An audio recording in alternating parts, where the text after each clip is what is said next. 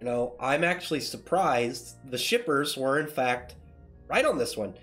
It's always one of those things whenever, you know, series get really popular. You have this mass flood of, you know, people getting into them, and as unfortunate as they are, there's always going to be loads of shippers. And just really quick, you know, if you don't know me, and there's a difference between a ship, just, you know, shipping a character, and being a shipper. A shipper will only care more about the ship itself. They won't, you know, it's not as much as the logical one. They just want to have the ship, whatever. But with Iguro and Kanroji, that's one of the ones that have been really popular. I know you've gotten like Genya and Shinobu, but it looks like at least one way for it, Iguro and Kanroji seems to, you know, have the potential. So maybe if their character is managed to get out of this whole debacle with Muzan, they'll be able to live a happier life.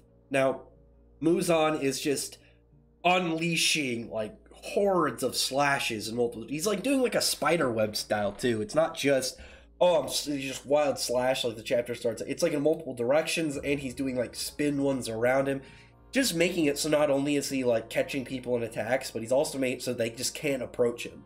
He's like a living typhoon of blades right now. I imagine it just in a world where he's, you know, he's top dog. It's not really gonna help trying to go against this guy. And then like the level of damage output like he's doing too is just vicious. Regardless of which, this chapter was more about like Kanroji got really messed up. Like she's like thinking of like, oh well, if I'm able to, you know, take the risk and, you know, help stop Muzan, you know, that'll be worth it. And she's like, well, maybe instead of just trying to cut him, it'd be better if I help try and restrict like the big like tendril blades that he's using.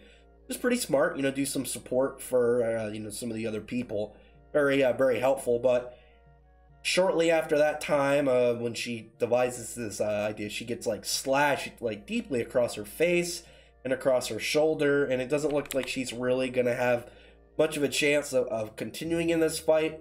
Like she's not looking good. Like she looks like she's gonna die of blood loss at any point, and now Iguro wants to save her, get her out of the fight, and then, you know, get back into it as quickly as possible and help everybody that's still in this big battle of mayhem against Muzan. And like the chapter, even though it had a lot of like, you know, normal Kimetsu no Yaiba things, it had a lot of you know, really good fighting choreography and just further showing about Muzan's level of just depiction as this living weapon, this like, you know, embodied calamity, you know, of a demon.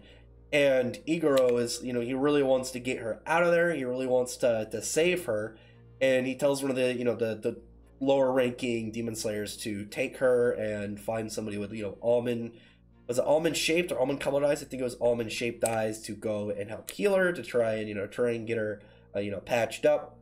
And well, obviously, Kanroji is upset that now she's not going to get to help everybody in the fight, and she's going to have to get pulled out.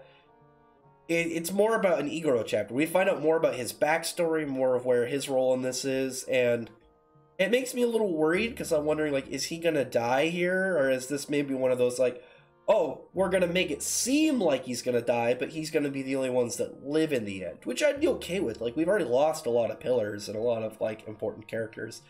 He can live in the end. Like, I like the idea that it's similar. There's a case in Chainsaw Man where one of the characters, like a lot of the characters die regularly, and one of the characters is hyped up to die. And I'm wondering, like, what if he ends up not dying? And it just make it, you know, it's just that, oh, characters die all the time in this series, so, you know, this guy's obviously gonna die. I mean, look at it, it's all set up, and then it's the only one that actually isn't gonna die.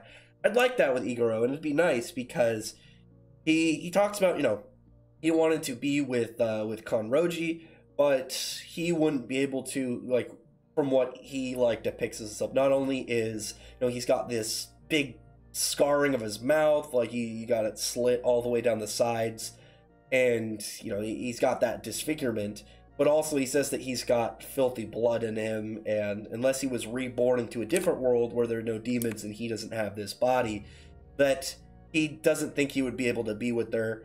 And we end up getting like his backstory, and like his family what are they pronounced, the Obanai, I think that it's how his last name was pronounced, but essentially their family, they stole money and jewels, and they were essentially like just some big you know, bunch of horrible people that were a clan. And amongst them, like, it was like 370 years since the last time in their clan that a boy was born, and he was the first boy in that span of time. And they treated him more like some form of rare animal. Like, they caged him up, and they dotted him on like a toy, and they just bring him like all this food and all these things, and then just like gave him so much, like, not even like kindness and affection. It's more of this it's more of like they have a doll, and the poor guy just like hated his life, and the amount of like food they'd give him, and they just leave, and the poor ventilation of the room he was in, like this big wooden like caged up area, it would get like absolutely horrible. It'd smell awful, and then at night he'd hear like something slithering around his room, and it would just make him scared. He didn't like whatever it was. Like, every night he wasn't sure what exactly it was, what he was going to what exactly was going to be resulted in whatever this was nearby. And at the age of 12, he was taken out of his room and brought before this big snake demon, this big Lamia style lower half snake, partially humanoid upper body chick who she's just like on this like big bed, like kind of it's not a shrine. I know it's like a lot of like what upper, like, is it shogun, upper level people in like that period of Japan they'd sit in. I mean, it's kind of like a throne, but not really. You know what I mean? I'm sure somebody will tell me what exactly it's called, but they're just like presented themselves, and it's essentially she wanted to wait until he was old enough to eat him and just deal with him. But in the meantime, like, she had his mouth cut open. Like, she essentially like, oh well, not only is he a boy, but he has this weird ocular like abnormality. One of his eyes is different than the other, so it was like he's extra rare, and they just wanted to keep him as some form, again, like a treasure. But after that, like, they cut open like parts of his mouth so that he would be similar to her, and he ended up stealing like a hairpin, and then slowly like dug away at the mats in his in his cell, and then eventually escaped. Like, his only friend, his only companion in this was his snake that obviously we see later in the series, the one that he's got with him all the time.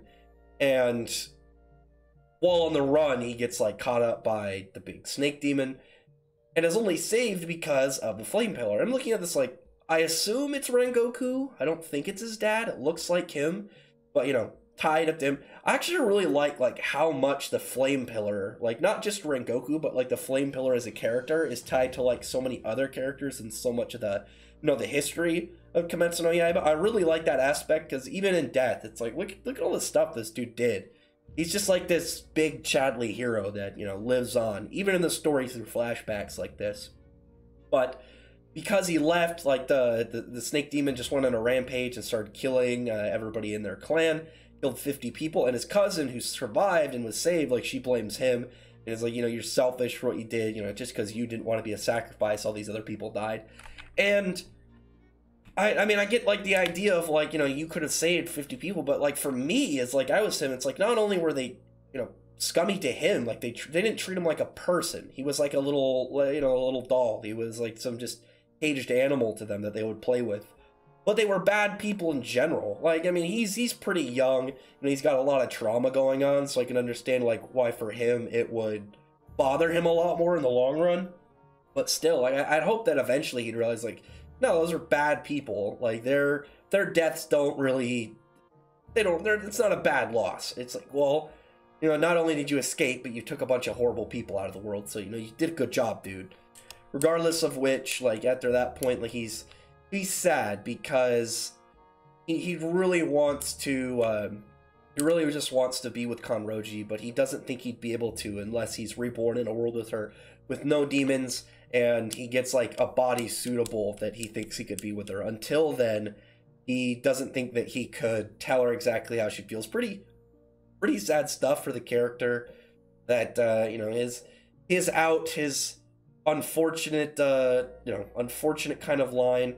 And there's a little bit kind of in his story, like when he's saying like he's from a clan that killed killed to line their own pockets. In a way, you can kind of relate that back to him, because he had them killed, and not to line his pockets, but, you know, for his own you know, his own good, you know, his own goals and his own wants. And his was, you know, to survive. Well, they just wanted money and to, you know, live a more luxurious life. But I think there's still aspects that he can look back at and kind of see where those, at least in some form of kind of distorted way, relate them to each other.